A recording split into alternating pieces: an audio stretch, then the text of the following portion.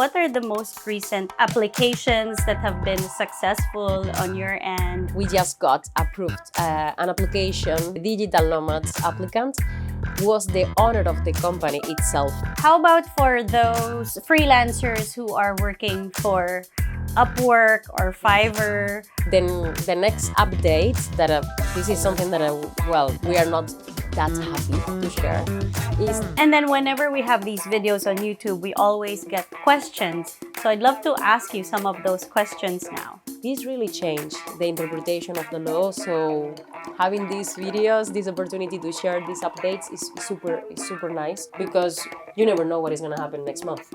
That's true. Hi guys, it's Bea with Everything is Bafo, and today Paul and I are with Marina Nestrosa to give us a few DNV updates since the last video that we've done.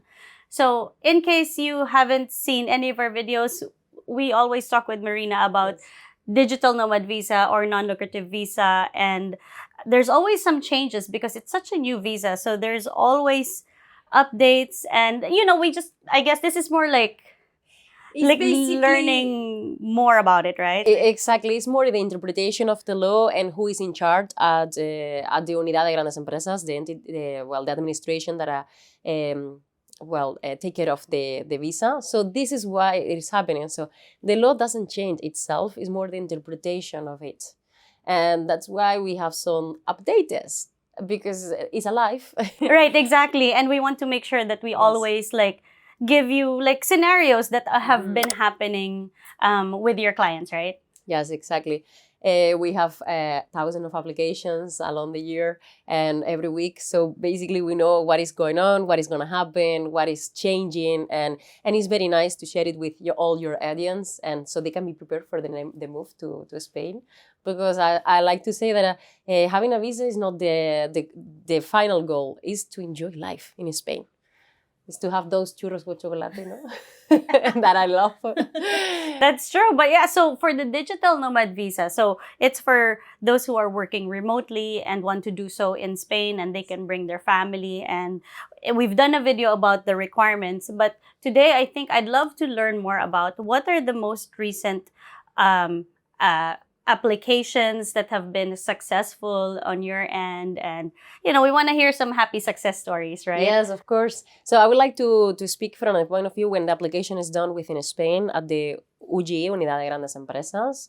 Something that I can say for our dear Philippine citizens.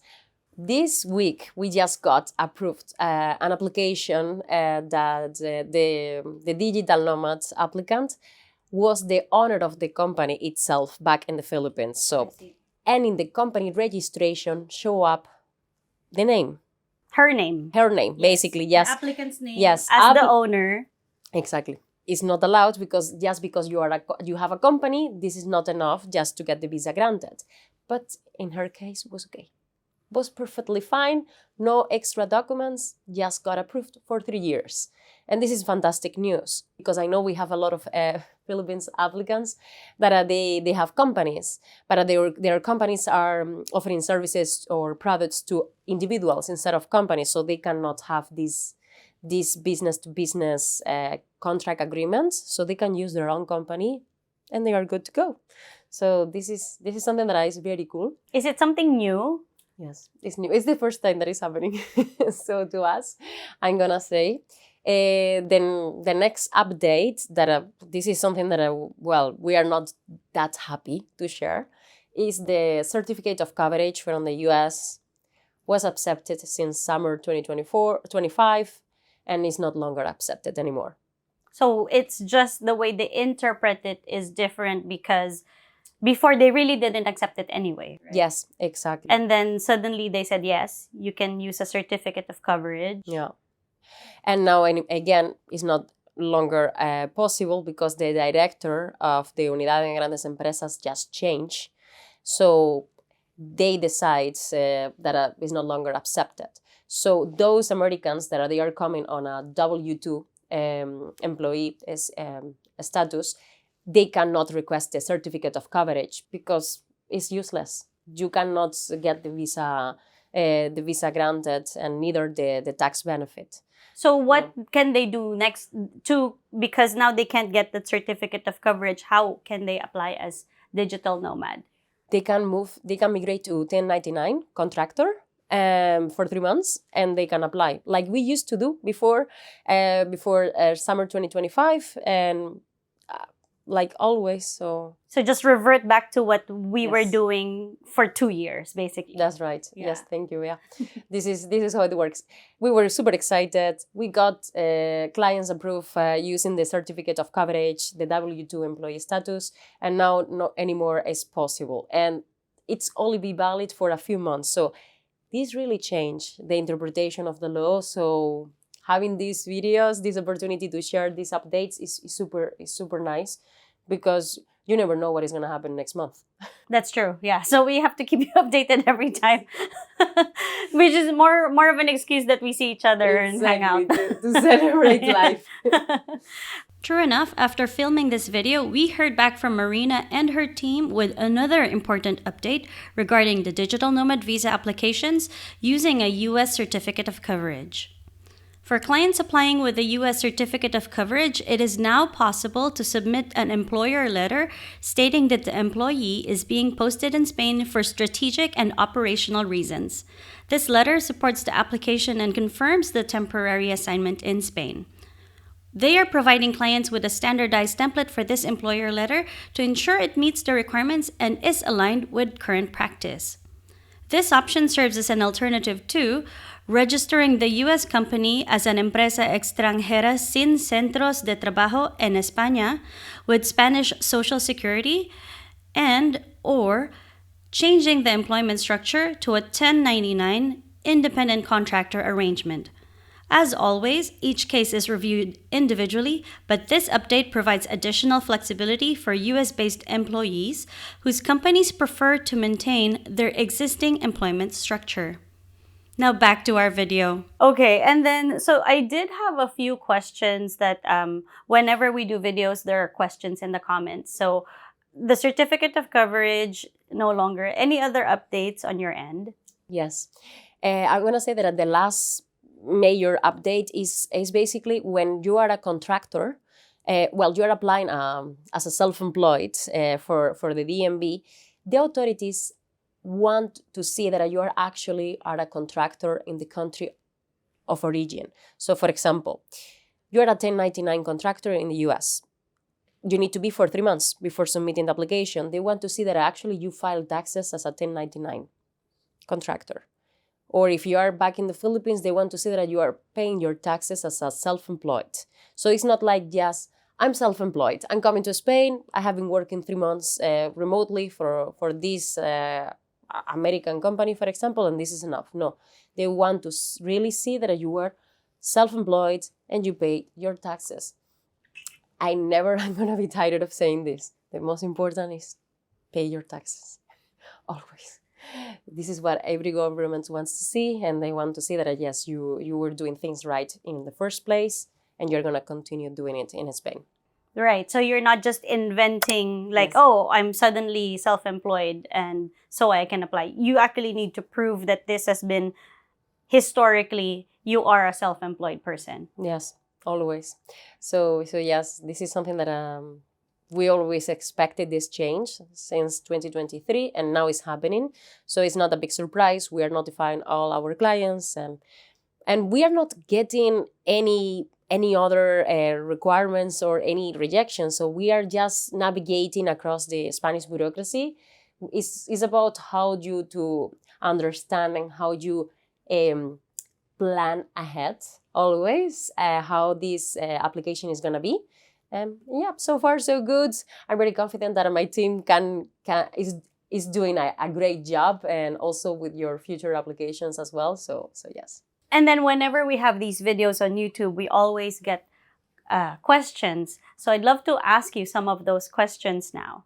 So let me read through it. Can I be a digital nomad visa without a college degree? Yes, of course you can be. But again, you need to prove that you have 3 years of experience, and having a letter from your former employer or your current employer is not longer anymore accepted. You need to have an evidence that you have been paying taxes for the last 3 years and paying Social Security contributions, and actually having an official document issued by the government that you're living in. So yes, in every country there is a different type of document name. So depending if you are coming from the Philippines or you have been living in Dubai, even though that you don't pay taxes, there is always a way that we can prove it. And we have done it with American clients, with Philippine clients living in the Philippines, in Dubai, in Australia. So what kind of document are they looking for? the Social Security document. I see. We call it in Spain vida laboral. So, for example, for myself, I go with my certificate, the digital signature, and I requested my vida laboral, and I get all my labor history. So you were working in this company from this date to this date because the company was paying the Social Security contributions on your behalf, or you were self-employed, or you were employee of this company. So they want to see your labor history. I see. How about for those freelancers who are working for Upwork or Fiverr? Are those considered as self-employed? Will they be able to apply for the digital nomad visa? I like it to put this example. This is like a triangle. So, okay, you are here you are the self-employed and you are getting paid through Upwork, for example. But this is just one middle company. So the company that actually is paying you, for example, can be in Australia or can be in South Africa, America. So we need to see the contract between yourself and your client, which is, let's say that it's in the US. Your client is in the US. So the contract agreements between you, the company in the US, and you're getting paid through Upwork. I see. But the contract agreement cannot be between you and Upwork because it's not true. So, and the way that we present the financial means are your client in the US is paying you through Upwork and landing the money in your personal bank account. So we need to tell the story. I see. So Upwork is not your employer, basically. Yes, it's not. It's just a platform that facilitates you to find clients, employers, but it's not doesn't allow you to come to Spain. Upwork itself. But the client can still pay you through Upwork. Yes, it can. Yes, through Deal, through PayPal. So yes, the way that the client pays you always must be electronically. So sometimes we have clients like I'm getting paid in cash, like Western Union or something. No. Must be bank account, bank transfer. So the money lands in Upwork first. They get a fee that usually they deducted some amount of money from Upwork and later is transferred to your personal bank account. This is fine. We always create a financial letter to explain better to the authorities because the simple, the better.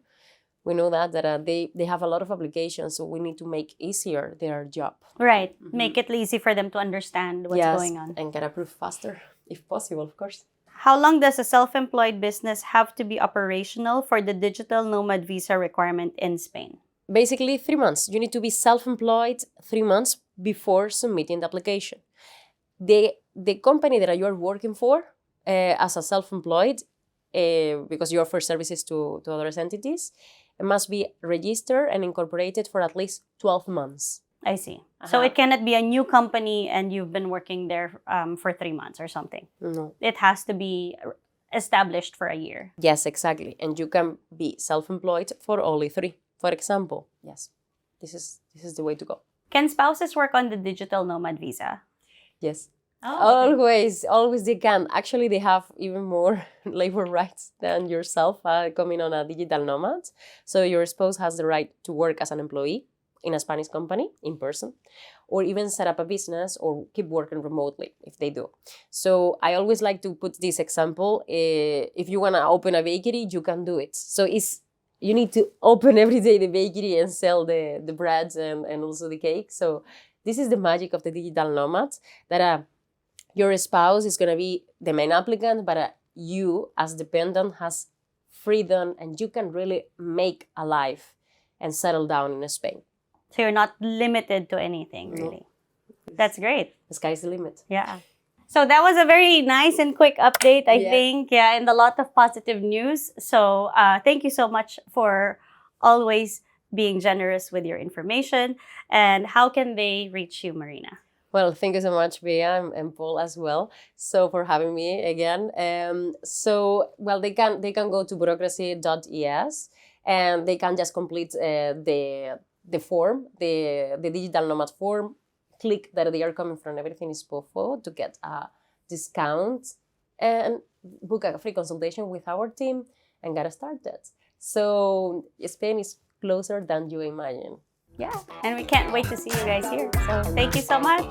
Gracias. Have a good day. Adiós. Bye. Nos vemos pronto.